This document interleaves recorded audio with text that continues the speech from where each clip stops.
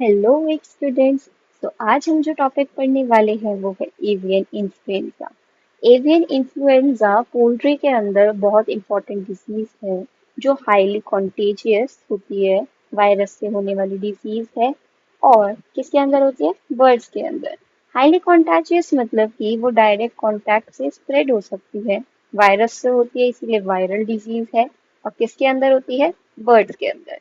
And ये कौन से ऑर्गेनिज्म की वजह से कॉज होती है? Via influenza A virus that affects respiratory, digestive and nervous system. Etiology या फिर कॉज क्या होते हैं? एक तो इन्फ्लुएंजा ए वायरस हमने पढ़ा ही इसका कॉज है एंड जो कि बिलोंग करता है ऑर्थोमिक्सोविरिडे फैमिली से। ये सिंगल स्ट्रैंडेड आरएनए है। आरएनए की भी दो कैटेगरीज होती हैं, नेगेटिव सेंस और पॉजिटिव सेंस। तो ये कौन से बिलोंग करता है? नेगेटिव सेंस आरएनए से बिलोंग करता है। इसकी दो फॉर्म्स होती हैं, एक होती है हाई पैथोजेनिसिटी और दूसरी होती है low pathogenicity. So high pathogenicity avian influenza will present as HPAI and low pathogenic avian influenza will represent as LPAI। Transmission या स्प्रेड इसका क्या रहता है कि ये direct contact with infected bird से इजीली स्प्रेड हो जाएगा। Contaminated feed, water as well as equipment से भी ये स्प्रेड होता है। एरोसोल्स या फिर एयर ड्रॉपलेट्स अगर किसी इन्फेक्टेड एनिमल से आ गए हैं तो उससे भी ट्रांसमिशन हो सकता है। पैथोजेनेसिस क्या होगी इसकी? कि वायरस एंटर करता है इनहेलेशन या फिर इंजेक्शन के थ्रू, मतलब फीड या फिर एरोजोल की वजह से एंटर होता है। तो वायरस कहाँ पहुंचता है? या तो डाइजेस्टिव ट्रैक्ट में पहुंचेगा या फिर रेस्पिरेटरी ट्रैक्ट में पहुंचेगा। फिर वहां पे रेप्लिकेशन स्टार्ट करता है उनके एपिथेलियल सेल्स में जाके। डाइजेस्टिव और रेस्पिरेटरी ट्रैक्ट के एपिथेलियल सेल्स में जाके ये मल्टीप्लिकेशन स्टार्ट करता है। देन ब्लड में एंटर करता है, वायरेमिया कॉज करता है और वायरस जो है मल्टीपल ऑर्गन्स में जाके स्प्रेड होता है। That will spread to multiple organs. Then it damage the endothelial cell.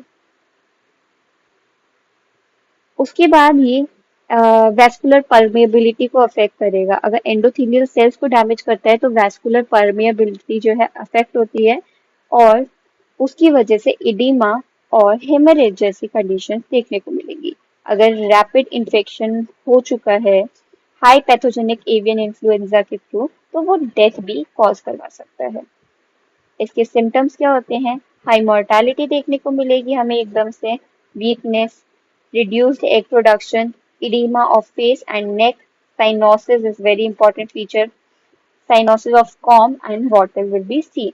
greenish diarrhea देखने को मिलता है, nasal discharge, coughing, paralysis, twisted neck जिसे हम torticollis भी बोलते हैं, fever और reduced feed intake जैसी situations देखने को मिलती हैं।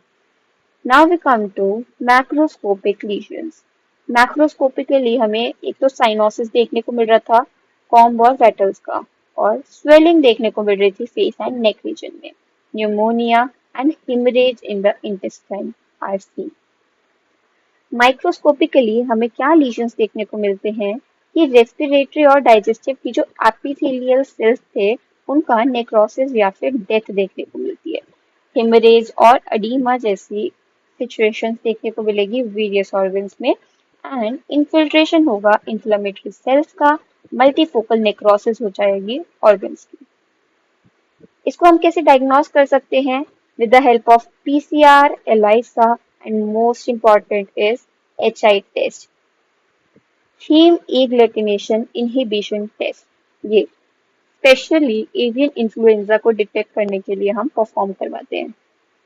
देन वायरस को आइसोलेट कराएंगे from the embryonated egg and clinical science के बेस पे हम पता लगाएंगे कि किसी एनिमल को एवियन इन्फ्लुएंजा है या फिर नहीं। इसका कोई ऐसा स्पेसिफिक ट्रीटमेंट नहीं होता बट सपोर्टिव थेरेपीज के थ्रू हम इसको ठीक करवा सकते हैं। देन आता है प्रिवेंशन एंड कंट्रोल। वैक्सीनेशन से ये प्रिवेंट हो सकता है, प्रॉपर सैनिटेशन मेंटेन करेंगे, क्वारंटाइन मेजर्स लाइक आइसोलेट कर देंगे जो भी इन्फेक्टेड एनिमल्स हैं उनको, बायोसिक्योरिटी मेजर्स परफॉर्म करवाएंगे। फिर जो इन्फेक्टेड बर्ड्स हैं उनको कल करवा देंगे, उन्हें मार देंगे। Thank you.